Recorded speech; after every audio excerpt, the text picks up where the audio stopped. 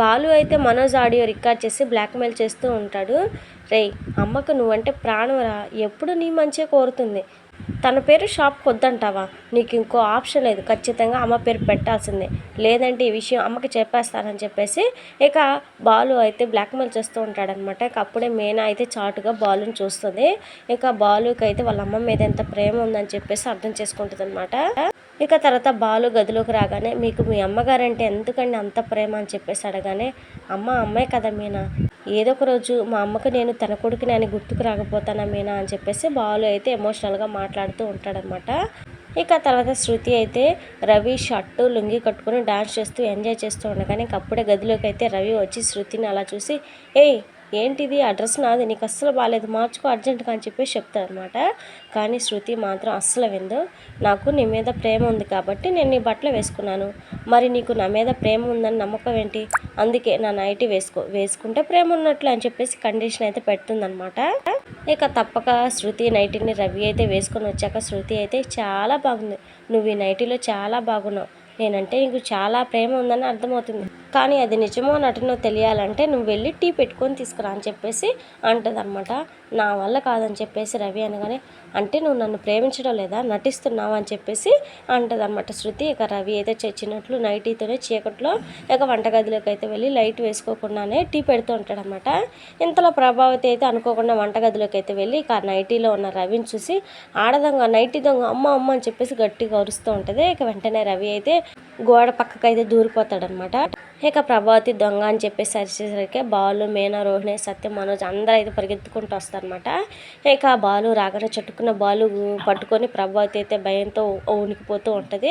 ఏమైందమ్మా అని చెప్పేసి బాలు అయితే కంగారుగా అడగానే, దొంగరా, నైటీ దొంగ, మగాడు కాదు ఆడదే, నైటీ వేసుకొని వచ్చింది అదిగో అంటూ చూపిస్తూ ఉంటుంది అనమాట. ఇక అప్పుడు రవి వెనక వైపు పాట అయితే కనపడుతూ ఉంటుంది అందరికీ. అయితే శృతి మాత్రం ఈ విషయాలు ఏం తెలియక గదిలోని పాటలు పెట్టుకొని డ్యాన్స్ చేసుకుంటూ ఇక ఎంజాయ్ చేస్తూ ఉంటుంది అనమాట. ఇక రవి అయితే వెనక్కి వెళ్ళుకుంటూ ఇక చిన్న లైట్ కూడా లేకుండా వంటగదిలో లైట్లు మొత్తం బంద్ చేస్తాడనమాట.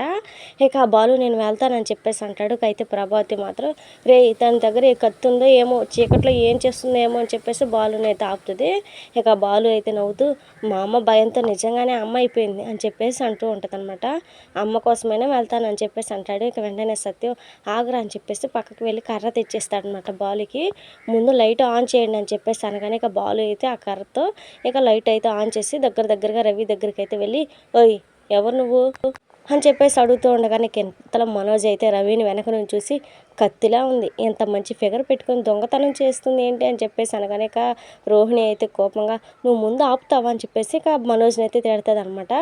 ఇక వెంటనే బాలు అయితే, నైటీ వేసుకొని దొంగతనానికి వచ్చావేంటి అని చెప్పేసి సైలెంట్గా అడుగుతూ ఉంటాడు. చీరతో వస్తే కొంగు పట్టుకుంటే దొరికిపోతుందని అందుకేనేమో రా అని చెప్పేసి మనోజ్ అయితే అంటనమాట.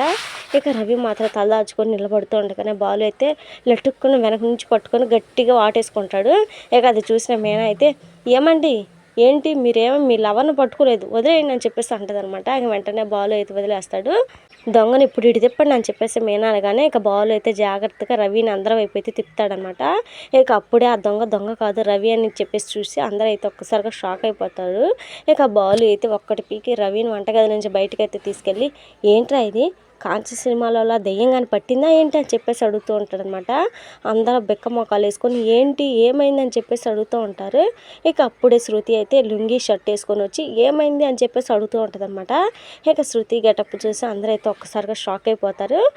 ఇక శృతి అయితే తమ కండిషన్ గురించి ఛాలెంజ్ గురించి అయితే చెప్తుంది అనమాట. ఇక సత్యం ప్రభావితం అయితే నెత్తి కొట్టుకుంటూ ఉంటారు. ఇలా చేయకూడదమ్మా అని చెప్పేసి శృతిని అయితే కన్విన్స్ చేస్తూ ఉంటారనమాట.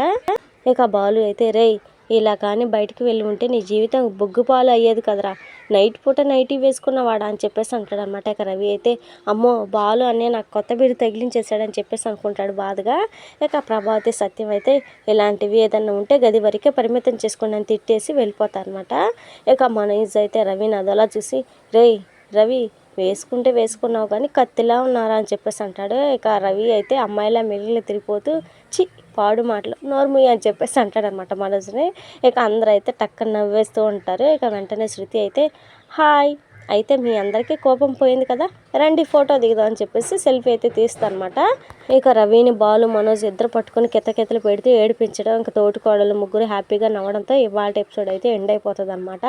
ఇది ఫ్రెండ్స్ మరి ఇవాళ ఎపిసోడ్. నెక్స్ట్ ఎపిసోడ్ మరి మిస్ అవ్వకుండా మన ఛానల్లో చూడాలనుకుంటే ఛానల్ని సబ్స్క్రైబ్ చేసుకుని సపోర్ట్ చేయండి. Thank you friends.